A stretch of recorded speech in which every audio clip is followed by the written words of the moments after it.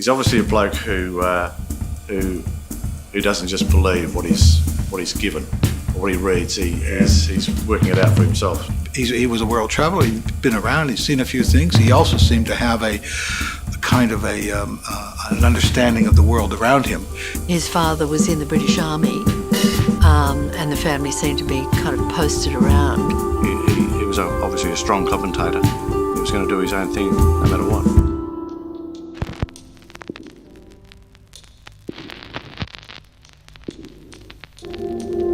I don't think I would have been much different from Ben Strange. I think he'd done a lot of things by the time he came to cartooning, and all those things I think conspire to produce cartoonists. They have something to say, and possibly, dare I say it, a unique way in which to say it. He was in that era, the First World War. There are key aspects of our part that are important to understand that have helped shaped Western Australia and Western Australians. We're an extraordinary mix of peoples from all over the world. And certainly before the advent of regular air transport, Perth was a long way from anywhere else. I find the nature of the cartoons, that their connection to European politics, the extent to which he really is still drawing about these issues with the assumption that the Perth population knows what he's talking about, was actually something of a revelation to me.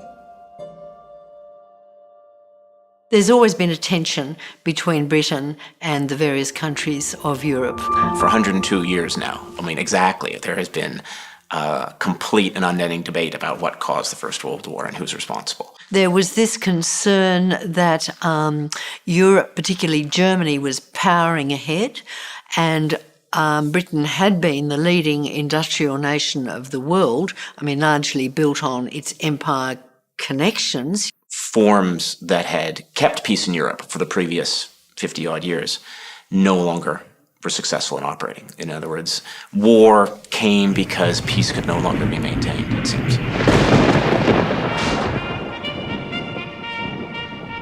Australia was often presented as a little boy tugging at the apron strings of Boadicea, or, the British Empire, the mother empire.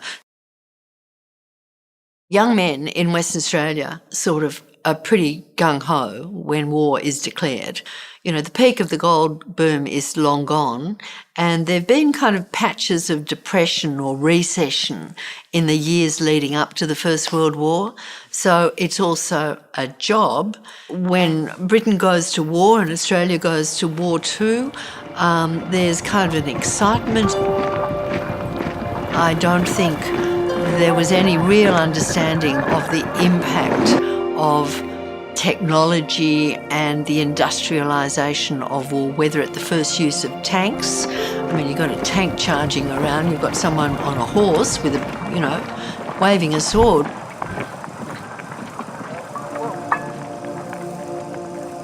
"60,000 of our population of young men is killed. By the 1920s, we've suddenly turned into the Bronzed Anzac. The continent as a whole had been destroyed. The French sent troops into the Ruhr area of Germany to enforce German reparation payments after the First World War. A cartoon like the one on the Ruhr, A Dangerous Occupation, shows a level of, I think, reflection about this, which I found really interesting. It spoke to, I think, what his readers were interested in, how they were going to react to it as well. These things weren't being produced in a vacuum; they were being produced in this community. The other one I really like was the one on the Corfu crisis, because it seems to encapsulate the idea that, here is Italy invading Corfu, infringing on the sovereignty of Greece. The League of Nations effectively is powerless to do anything about it. French are in the middle of their occupation of the Ruhr and want Mussolini's support. So for fairly basic political reasons, they say, in effect, we'll kind of go round how the League ought to do things because we want Italy to support us when they're occupying the Ruhr Valley in Germany. It was similar in many ways to the types of cartoons you would have seen in British papers. We've got this very strong kind of bridge, this link with Britain, and a strong belief in the empire, particularly when we're so isolated. We need someone to protect us as well, and I don't know whether those people on the east are necessarily going to do much protecting, so Britain's really important. We've got that unique situation of being an island continent nation.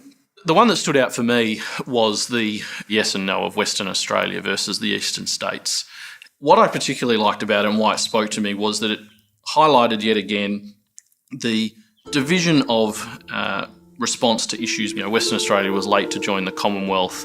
It then voted to secede, to leave, and it had a different position on conscription. And I think for me, it just resonated.